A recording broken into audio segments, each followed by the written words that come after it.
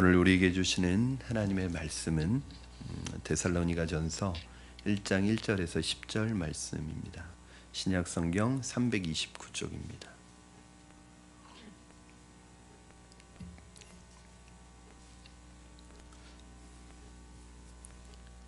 데살로니가전서 1장 1절에서 10절까지 말씀을 우리 같이 한 절씩 교독하시고 마지막 10절 말씀은 합독하도록 하겠습니다. 바울과 실로아노와 디모데는 하나님 아버지와 주 예수 그리스도 안에 있는 데살로니가인의 교회에 편지하노니 은혜와 평강이 너희에게 있을지어다.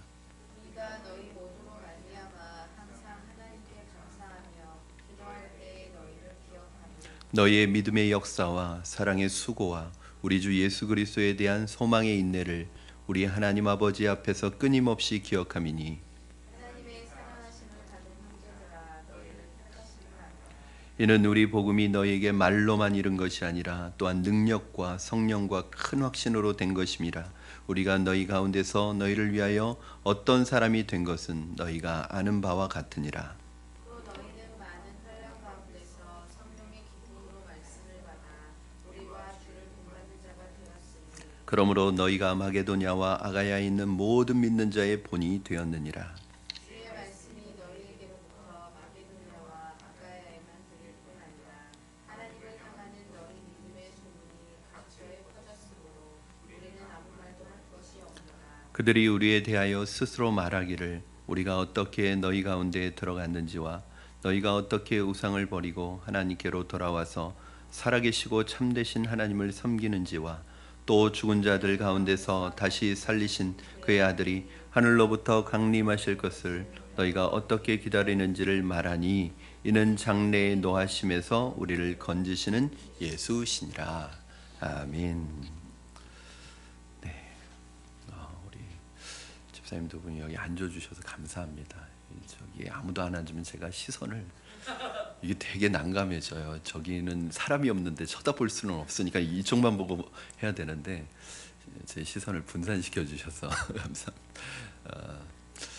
오늘 말씀은 이제 데살로니가 교회에게 보내시는 주시는 말씀이었습니다. 데살로니가 교회 바울 일행이 문안하는 것으로 데살로니가 전서를 시작하는데 참 저는 이 1절 말씀이 참 인상적인 것 같아요.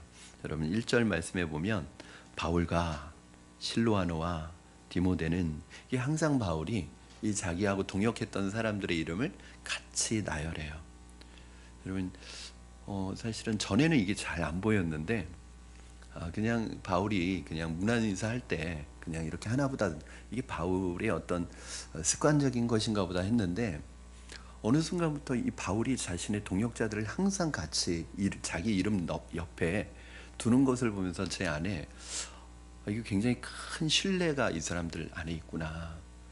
여러분 어떻습니까? 저는 한번 생각해 보았어요.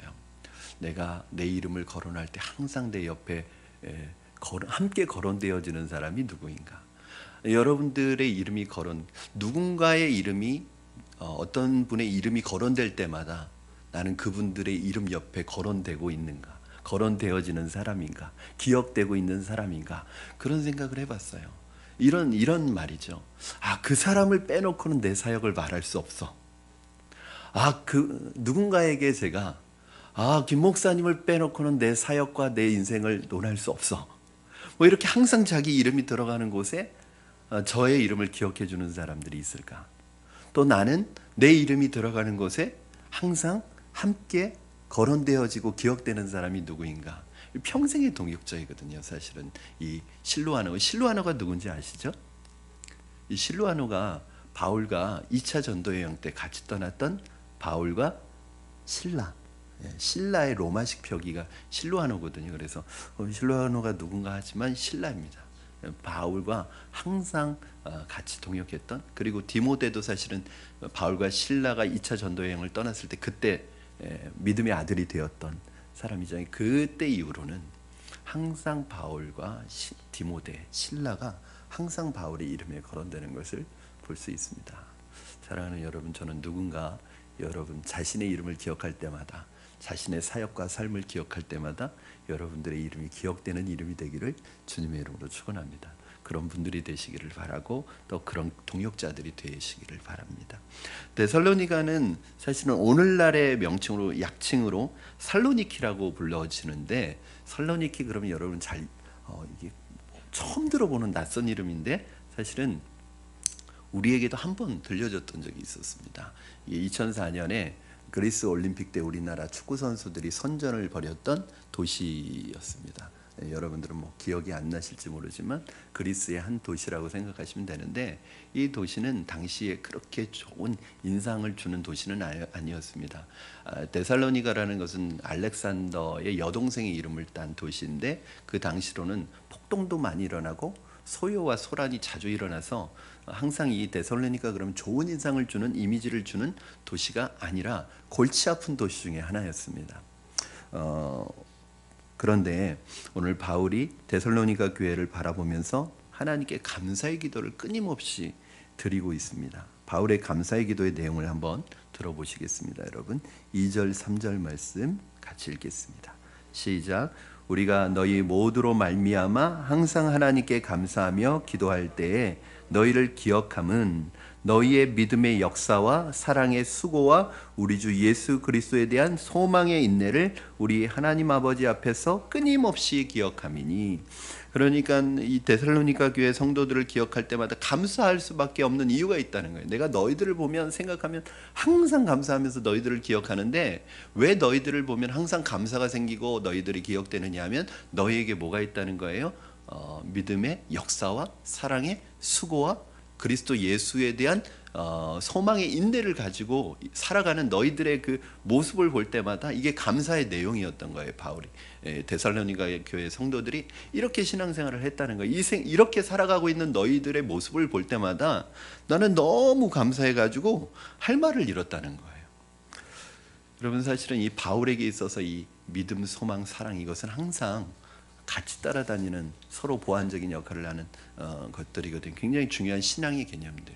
뭐 고린도전서 13장에서도 믿음, 소망, 사랑은 항상 있을 것인데 그 중에 제일은 사랑이라 뭐 이렇게 얘기하는 것처럼 이 믿음, 소망, 사랑은 바울에게 있어서 굉장한 중요한 신앙의 요소입니다. 자, 여러분 한번 하나씩 그들의 믿음의 모습이 어떤 것이냐면 믿음의 역사가 나타났다는 거예요. 믿음의 역사, 그게 뭐냐? 사실은 복음 전파하는 일, 역사라는 건 일이잖아요. 복음 전파하는 일을 비롯해서 그렇게 핍박과 박해가 있음에도 불구하고 굳건하게 수행해 나가는 믿음의 일들을 가리킵니다. 일을 하는 모습을 보면 그 사람의 본질과 그 사람의 마음을 알 수 있죠. 어떤 사람은 억지로 일을, 그러니까 의무감으로 일을 하는 사람이 있는가 하면, 어떤 사람 보수를 기대하고 어떤 대가를 기대하고 일을 하는 사람이 있는가 하면, 또 어떤 사람 믿음으로 일을 하는 사람이 있습니다. 하나님의 일은, 특히 교회의 일은 믿음으로 일하지 않으면 결코 선한 열매를 맺을 수가 없습니다. 하나님의 일은 우리 힘으로 하는 것이 아닙니다. 사람의 힘으로 하는 것이 아닙니다. 그런데 많은 사람들의 실수가 뭐냐면 주의 일을 할 때, 하나님의 일을 할 때 내 힘으로 하려고 하는 경우가 많아요. 그러니까 그게 나쁘다는 건 아니에요. 내 힘도 필요하죠. 그러나 하나님이 공급해 주시는 믿음의 힘이 아니라 내 힘으로 하다 보니까 곧 우리는 어디에 부딪히냐면 우리의 힘에 한계에 곧 부딪혀요. 그러다 보면 이것이 선한 열매로 나타나기가 어렵습니다. 때로는 사람이 의무감으로 합니다. 때로는 어떤 의도나 다른 목적을 가지고 합니다. 어떤 사람들 중에는 하나님의 일을 하면서, 교회를 하면서 다른 의도가 있는 분들이 있어요. 자신이 인정받기 위해서든지, 또 하나는 자신의 어떤 영적인 만족을 위해서, 영적인 성취감을 위해서 그것을 하는, 그게 뭐가 나쁘냐? 어쨌든 주의 일을 하는 건데 그게 뭐가 나쁘냐? 사실은 나쁜 거예요. 왜냐하면 주의 일을 하는데 자기가 중심인 거예요. 늘.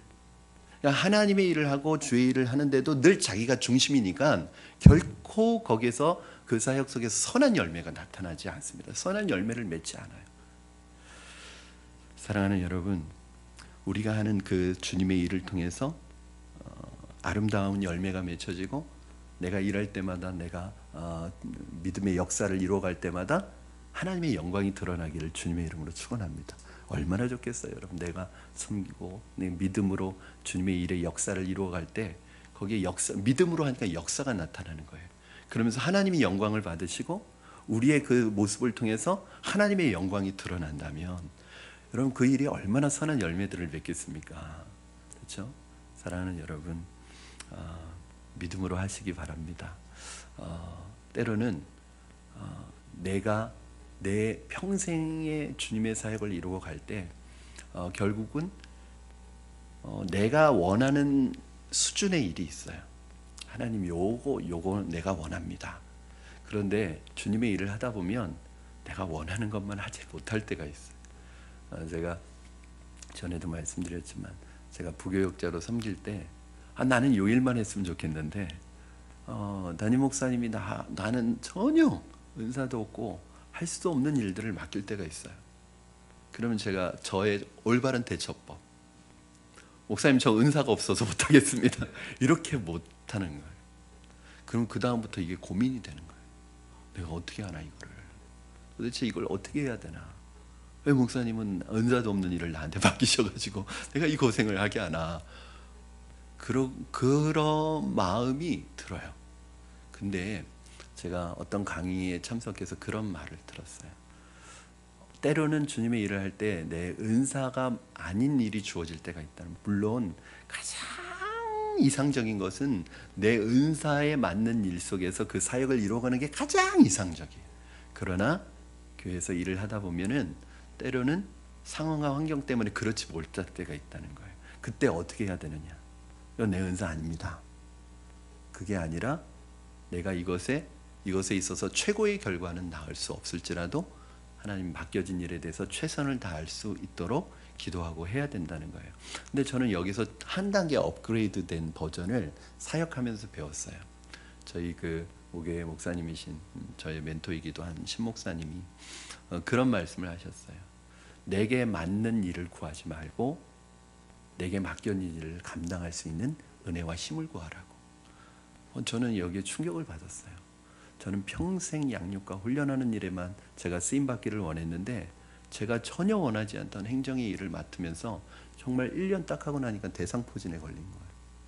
그리고 그때 여파가 지금도 계속 매년 나타납니다. 이게 대상포진이 아예 없어지는 게 아니라 좀 무리하면 이게 조금씩 올라와요, 지금도. 그런데도 불구하고 참 그때 감사했던 것은 정말 최고의 칭찬을 받았어요. 뭐냐 하면, 하나님, 여기에 내 은사가 없지만 하나님 맡겨주신 일을 감당할 수 있는 힘을 내게 주셔서 이 일로 인해서 최고는 아니지만 최선을 다할 수 있게 해달라고 그렇게 기도하고 1년을 최선을 다했던 것 같아요. 그런데 그때의 그 경험이, 왜냐하면 그 일을 하면서 내 한계를 많이 넘어갔어요. 그때마다 생각했던 게 뭐냐면, 이게 내 힘으로는 도저히 못하는 건데 자꾸 넘어가는 거예요, 한계를. 그러면서 느꼈던 게, 하나님이 나의 한계를 넘게 하시고 한계를 뛰어넘게 하시고 나중에 내 지경을 높여주시는구나. 그러니까 항상 내가 쉽고 내가 자신 있는 일을 할 때 문제는 뭐냐면 기도가 확실히 약해요. 왜냐하면 이건 기도하지 않아도 내가 해왔던 일이고 얼마든지 습관적으로 반복되고, 그리고 특별히 힘을 쓰지 않아도 늘 그 수준의 결과는 나오는 일이기 때문에 확실히 기도가 약해져요. 그런데 내가 감당할 수 없는 일일 때는 정말 하나님 앞에 무릎 꿇게 될 수밖에 없어요. 왜? 이거 당장 해야 되는데 이게 내 힘으로는 안 되는 일이니까. 근데 그게 넘어가요. 한계를 뛰어넘게 돼요. 그러면 역시 내가 그런 생각이 한 번도 안 들어요. 그러니까 내가 자신 있는 일을 해냈을 때는 이거 내가 했다는 생각이 드는데, 내가 도저히 못하는 일을 기도하면서 해냈을 때는 하나님이 하셨다고밖에 인정할 수가 없는 거예요. 이게 믿음의 역사입니다. 저는 여러분이 여러분 수준에 맞는 일을 구하지 마시고 여러분에게 맡겨진 일을 감당할 수 있는 힘과 능력을 주실 줄로 믿고 그것을 구하는 여러분 되기를 주님의 이름으로 축원합니다.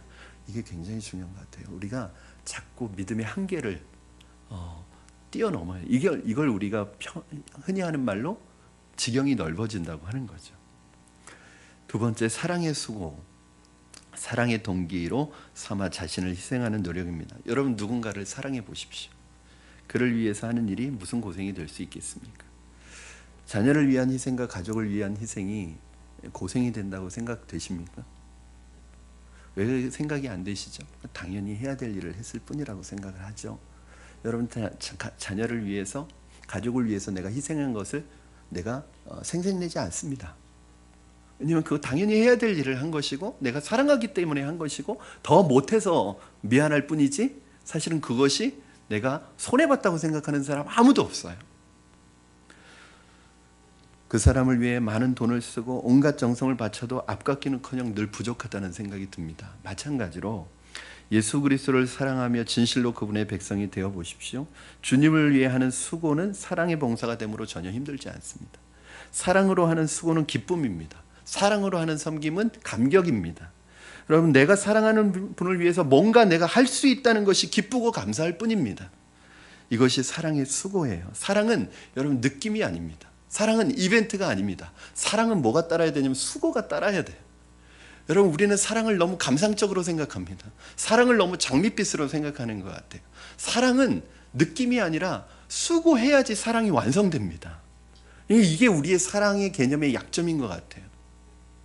우리는 사랑하면 늘 어떤 소설에서나 보는, 어떤 글에서나 보는, 영화에서나 보는 그런 장면이라고 생각하지만 사실은 사랑에 있어서 제일 중요한 건 수고해야 된다는 거예요. 여러분의 사랑은 어떤 사랑입니까? 주님의 교회를 향한 여러분의 사랑은 감상적입니까? 아니면 수고가 따르고 있습니까?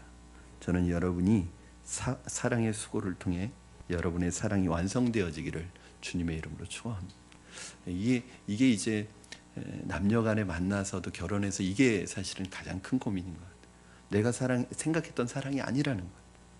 사랑을 한 번도 수고로 생각하지 않았어요. 그러나 그것이 기쁨이고 그게 감격이라는 것을 우리가 잊어버리고 있습니다. 이게 이제 세 번째로 연결되는 거죠. 믿음의 역사, 사랑의 수고, 그리고 주님의 일을 하는 이 백성들의 마음속에 뭐가 있는 거예요? 그리스도에 대한 소망의 인내가 있는 거예요. 여러분, 소망은 금방 이루어지는 게 아닙니다. 그렇죠? 사실은 소망은 현재라기보다는 미래에 속한 일이기 때문에 눈에 보이지 않고 금방 이루어지지 않기 때문에 이것이 현실로 이루어지기까지 뭐가 필요해요? 인내가 필요해요. 인내가. 제자들 결혼 주례 때마다 제가 늘 하는 말이 있습니다. 인내해라. 참아라. 그럼 알고 보니까 그 진짜 사랑의 진짜 모습은 인내더라고요. 저는 15년 결혼해서 살아오는 동안 제 아내가 저를 많이 참아준 것에 대해서 굉장히 감사하고 있습니다. 참지 않고 저를 버렸으면 제가 늘 뜻에 맞지 않게 할 때도 많았고 부족할 때도 많고 또 제 승질대로 할 때도 있고 그런데 인내해줘서 참 고마워요. 근데 우리 믿음의 선배들, 참 아름다운 가정을 이룬 믿음의 선배들의 그 삶의 마지막에 그 고백을 들어보면 서로 그 마음이 있는 거예요. 야, 여보 참아줘서 고마워. 인내해줘서 고마워. 저는 이게 진짜 사랑이라는 생각을 해보았습니다. 여러분, 이것이 부부가 된 사람에게만 해당되는 것일까요? 신앙은 인내입니다. 우리의 믿음이라는 것은 사실 당장 눈에 보이지 않습니다. 어쩌면 앞으로 이루어질 일들에 대한 소망입니다. 그러나 그 소망은 인내의 과정을 통해서 현실이 되는 거예요. 그러니까 이 소망이라는 것이 현실이 되려면 뭘 꼭 거쳐야 돼요? 인내의 과정을 거치지 않으면 절대 현실이 되지 않아요. 아무리 거창한 꿈과 비전과 아름다운 계획을 가지고 있어도 그 계획이 우리의 삶에 이루어지기 위해서는 반드시 인내의 과정을 거쳐야 합니다. 하나님께서 우리에게 소망을 가지게 하시고 소망을 바라보게 하시고 소망을 더욱 단단하게 하시기 위해 두 가지를 하게 하시는데, 첫째는 기다리게 하십니다. 그 기다림의 과정 속에서 인내를 훈련하게 하시고 인내를 배우게 하십니다. 그래서 우리로 하여금 더욱 성숙한 하나님의 사람이 되게 하십니다. 여러분, 성숙한 사람이 어떤 사람일까요? 여러 가지 요소가 있을 수 있겠지만 요즘에 와서 저는 성숙한 사람이 누구냐? 인내하는 사람인 것 같아요. 참는 사람, 견뎌내는 사람. 결국은 어떤 한 분야에 있어서도 그 사람이 그 분야의 대가를 이루기 위해서는 그 분야에서 인내하지 않으면 아무것도 이룰 수 없는 거예요. 요즘에 사람들이 많이 얘기하는 그 그릿이라는 이 책이 굉장히 유명해졌잖아요. 각 분야에서 나름대로 성공한 사람들을 딱 추려서 봤더니 그 사람들에게 있어서 다양한 장점들이 많은 거예요. 어떤 사람은 머리가 똑똑하고 어떤 사람은 재능이 있고 뭐 여러 가지가 있지만 이 사람들의 공통적인 게 있는 거예요. 그게 뭐냐면 인내. 그러니까 아무리 재능이 뛰어나도 거기에서 인내하지 못하고 뛰쳐나가는 사람은 아무것도 못하는 거예요. 누군가 한순간 반짝할 수는 있습니다. 그러나 인내하지 않으면 그 사람은 오래가지 않습니다. 나중에 사라지게 되어 있습니다. 여러분, 자녀의 양육도 마찬가지 아닙니까? 소망의 인내가 필요합니다. 참아줘야 하고 기다려줘야 합니다. 그렇게 참고 기다릴 수 있는 이유가 무엇입니까? 소망이, 이게 중요해요. 소망이 있기 때문에 그래요. 지금 그 모습만 보면은 못 참습니다. 그 모습 보면은, 현재의 모습만 보면 기다려주기 힘듭니다. 그러나 그 아이 속에, 그 자녀 속에 있는 하나님께서 주신 소망을 바라봐야 기다려주고 인내할 수가 있습니다. 저는 똑같은 것 같아요. 목회도 사역도 마찬가지입니다. 소망의 인내가 필요합니다. 참아야 합니다. 기다려줘야 합니다. 왜냐? 소망이 있기 때문에 그렇습니다. 지금 모습 보면은 사실은 견뎌내기가 힘듭니다. 인내하기가 힘듭니다. 지금 모습만 보면은 참기 힘듭니다. 그런데 하나님께서 그 안에 부어주신 하나님의 백성으로 세워질 모습, 주님이 하실 거야, 주님이 이루실 거야, 하나님께서 멋지게 이루실 그 미래의 모습을 소망 가운데 인내하며 기다리고 기다려줄 때 그렇게 될 줄로 믿습니다. 여러분의 사역 속에서도 인내하시고 참으시고 견뎌주시면 하나님께서 그것을 통해서 놀라운 일들을 이루어 가실 줄로 믿습니다. 참 우리 오늘날 현대인들에게 가장 약한 부분이 이 부분인 것 같아요. 이 인내의 연약함이 모든 분야에서 다 드러납니다. 일주일에 한 번 TV에 신문에 나오는 기사는 층간소음 주차 문제로 사고가 항상 나요. 층간소음 문제로 시비가 못 참아요. 요즘 사람들 참지 않아요. 이게 뭐의 영향인지 모르겠어요. 뭐 심리학의 영향이죠. 심리학에서는 자꾸 참지 말라고 하니까, 발산해라 얘기하니까 자기 안에 이걸 담아두지 못하고, 이걸 참지 못하고 인내하지 못하고 다 폭발해요. 여러분, 다 폭발하면서 산다면 이 세상은 그야말로 무법천지가 될 수밖에 없습니다. 결국은 오늘 우리에게 있어서 인내, 왜 그러냐면 그래요. 세상 사람들은 지금 모습 보면 이건 못 참겠는 거예요. 층간소음으로 괴로움을 당해보지 않으면 몰라요, 뭐 이런 얘기예요. 그러니까 지금 모습 보면 못 참는 거예요. 지금 상황 보면 못 참는 거예요. 근데 우리는 달라요. 우리는 지금으로 살아가는 사람이 아니라 소망을 가지고 살아가는 사람이에요. 저는 여러분이 살아가는 현재의 소망을 두는 것이 아니라 예수 그리스도에 대한 소망을 두고 살아가시기를 주님의 이름으로 축원합니다. 이것이 바로 이 모습들이 있었다는 거예요. 그러니까 바울이 볼 때 이 데살로니가 교회 성도들의 믿음의 모습이 얼마나 아름다운 거예요. 그러니까 막 감사가 터져 나오는 거예요. 여러분, 그 도시에 세워진 데살로니가 교회는 너무나 좋고 훌륭한 교회였습니다. 좋은 교회에 대한 기억은 그 도시에 대한 이미지마저 바꿨습니다. 아까 서두에 말씀드린 것처럼 데살로니가라는 이름 자체는 좋은 이미지가 아니었어요. 폭동과 소란과 소유가 일어나는 좀 골치 아픈 도시 이름이었는데, 이 데살로니가 교회 성도들로 말미암아 그 도시의 이미지가 바뀌기 시작했습니다. 사랑하는 여러분, 저는 우리 푸른나무 교회가 이 건물의 이미지를 바꿀 수 있기를 바랍니다. 사실은 이 건물이 사실은 굉장히 늘 문제가 많은 건물이에요. 이 건물에는 층층마다 주인이 다 다르고, 이 건물에 있었던 분들은 늘 법정 소송이 걸려 있고 늘 싸우는 그런 건물이었습니다. 이 교회의 이미지가 바뀌고, 우리 교회로 인해서 이 지역의 이미지가 바뀌고, 이 동네의 이미지가 바뀌어지는 그런 교회가 되기를 주님의 이름으로 축원합니다. 여러분들 때문에. 여러분, 무엇으로도 설명하기 어려운 것이 데살로니 교회의 성공담입니다. 모인 숫자가 특히 많았다는 이야기는 없는데, 마게도니아 지방과 아가야 지방의 모든 믿는 사람들에게 본이 되었다, 이렇게 오늘 말씀하고 있습니다. 믿는 자의 본이 되는 교회. 사도 바울이 겨우, 여러분 데살로니가 교회를 기억하고 어떻게 기억하고 계시죠? 사도행전에서 보면 데살로니가 교회는 사실은 바울이 머물렀던 교회 중에서 제일 짧게 머물렀습니다. 세 일해 동안 머물렀어요. 그러니까 3주 머물러 있다가 유대인들의 박해가 너무 심해가지고 쫓기듯이 달아난 곳이에요. 그러니까 사실은 바울의 마음속에는 늘 데살로니가 교회에 대한 아픔이 있었어요. 왜냐하면 그 3주 동안 복음을 전하고 이제 아직 교회라고 할 것도 세워지지 않았고, 이제 그들이 믿음을 막 갖기 시작했는데 어린아이의 믿음처럼 아주 지금 새순처럼 연약한 믿음을 가지고 있는 그 성도들을 놔두고 도망가야 되는 이 바울의 심정이 얼마나 아팠겠어요.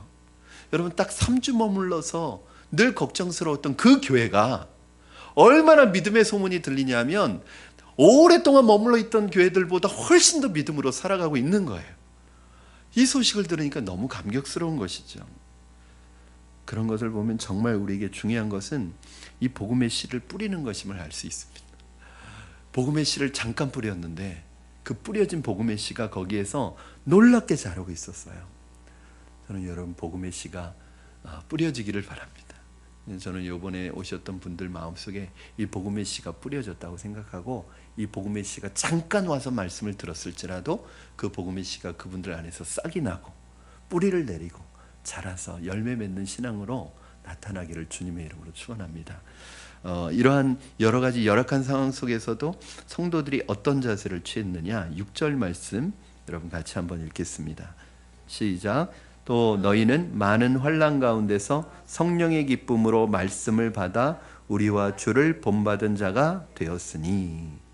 환난이 어떤 것인지 충분히 이해가 갑니다. 이미지가 나쁜 도시였기 때문에 아마 불량배들이 도시를 휩쓸고 있었을 것이고, 유대인 지도자들은 복음을 받아들인 이 그리스도인들을 핍박하고 박해하고 있었을 것이고, 또 돈으로 사람을 사가지고 조종하기도 했을 것이에요. 그 다음에 헬라 문화의 영향으로 사채와 환락이 넘실거리는 물질주의와 향락 위주의 사람들은 사실은 복음을 받아들이려고 하지 않습니다. 여전히 핍박과 박해가 있는 그곳에서도 복음을 받아들이고 결심하자 성령의 역사하셔서 수많은 사람들이 새 생명을 얻게 되었습니다. 무엇보다도 가장 큰 변화는 환난을 기쁨으로 바꾸었고 남들의 본보기가 되는, 본이 되는 교회가 되었습니다. 저와 여러분은 누군가에게 본이 되고 있습니까? 오늘 바울처럼 나를 본받는 자가 되라고 할 수 있습니까? 우리가 언제 이런 말을 할 수 있습니까? 목사님, 그거 너무 교만한 거 아닌가요? 여러분, 그게 아니라 바울이 내가 열심히 살았으니까 나를 본받으라는 것이 아니라 바울의 항상 목표는 예수님이었어요. 그 예수님을 본받는 삶을 살아갔어요. 그러나 바울을 따르는 사람 누구를 보고 따라가요? 바울의 모습을 보고 예수님의 모습을 보는 거예요. 물론 우리의 궁극적인 목표는 예수님입니다. 그러나 연약한 성도들은 예수님까지 안 보여요. 여러분이 예수님이에요.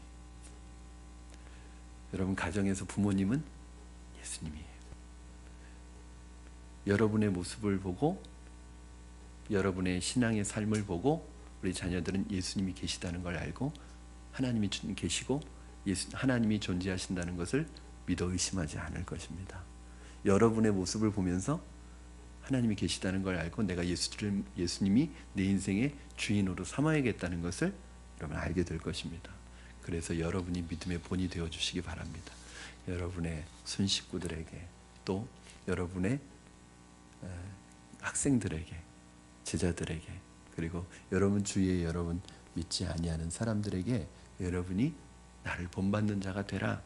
여러분 신앙생활이 무엇인지 보여주실 수 있기를 바랍니다. 이건 내가 신앙생활을 보여주기 위한 것이 아니라 주님을 본받아 살면 내가 누군가에게 길이 되어주고 누군가에게 빛이 되어줄 수 있습니다. 저는 그게 되게 중요한 것 같아요. 여러분이 걸어가는 그 발걸음이 누군가에게는 발자취가 되어야 할 거야. 그게 굉장히 중요합니다. 저는 저에게 발자취가 되시는 분들이 있어요. 저는 그분들이 걸어간 길을 걸어가는, 또 누군가는 제 뒤를 따라오는 분들이 있을 거예요. 그분들에게 내가 잘못된 길로 잘못된 발자취를 남겨주면 안 되는 거예요. 그것이 바로 이 바울이 나와 예수 그리스도와 나를 본받는 자가 되라고 말한 이유입니다. 데살로니가 교회 믿음의 소문이 각처에 퍼졌습니다. 8절 말씀 여러분 같이 한번 읽겠습니다. 시작. 주의 말씀이 너희에게로부터 마게도냐와 아가야에만 들릴 뿐 아니라 하나님을 향하는 너의 믿음의 소문이 각처에 퍼졌으므로 우리는 아무 말도 할 것이 없노라. 이런 소문이 나기를 바랍니다.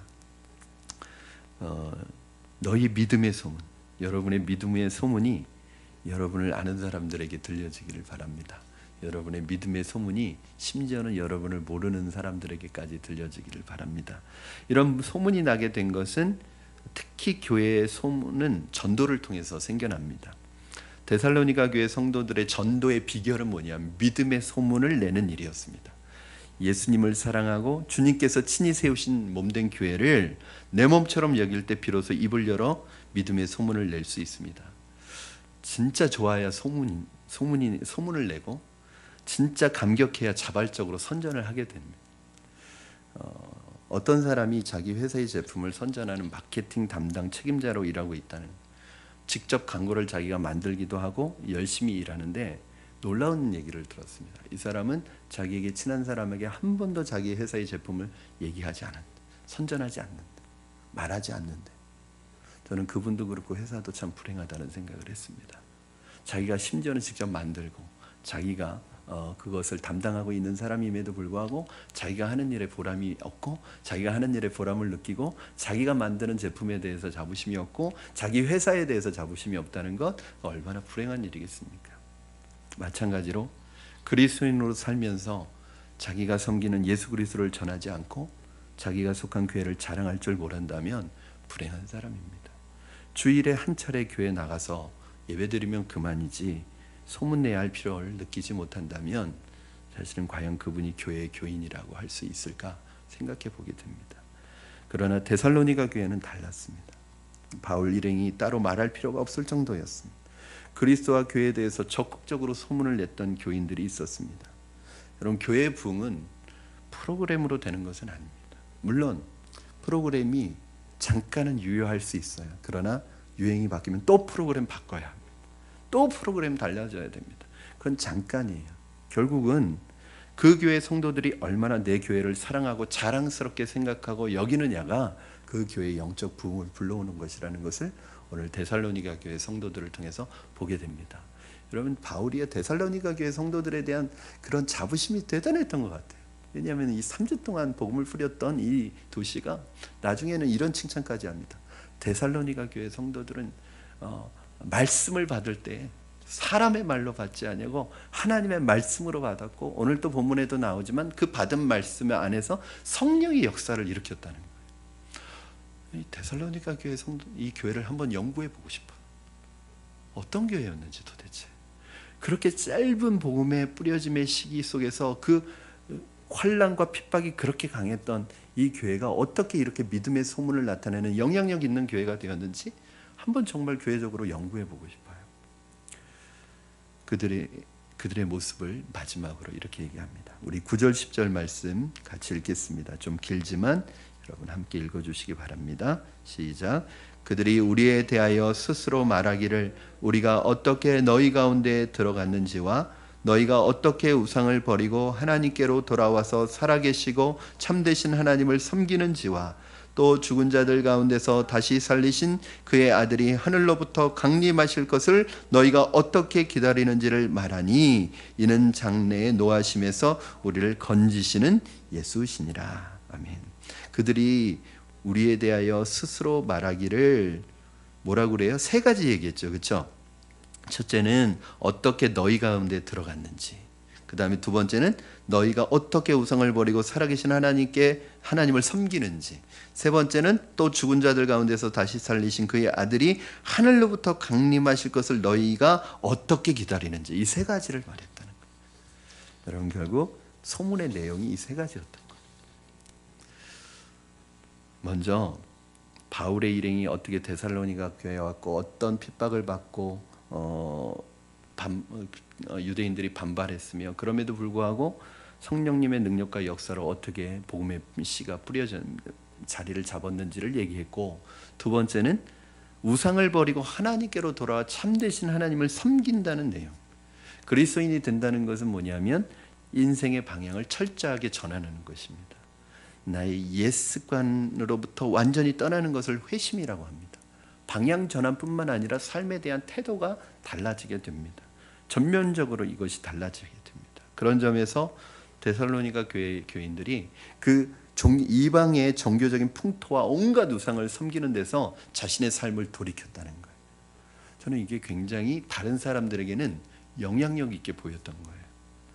그럼 우리가 다르게 살지 않으면 사실은 아무런 소문이 나지 않습니다. 그렇죠? 근데 뭐가 달랐냐면 이 사람들은 과거를 끊어버릴 줄 알고 과거를 청산할 줄 알았다는 거예요.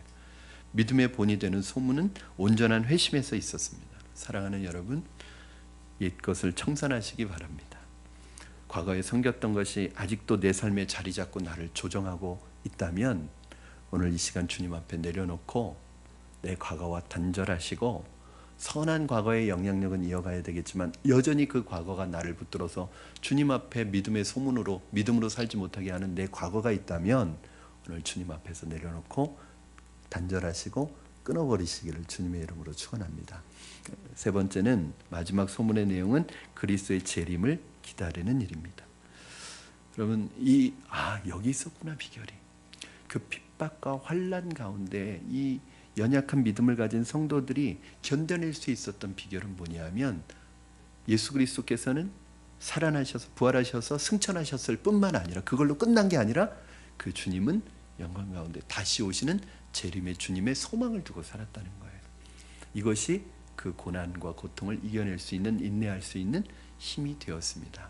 여러분 이 세상 살아가는 동안에 우리의 믿음의 영향력과 소문, 믿음의 능력은 어디에서 나타나냐 하면 이 세상에 소망을 두고 살아갈 때는 절대 나타나지 않습니다.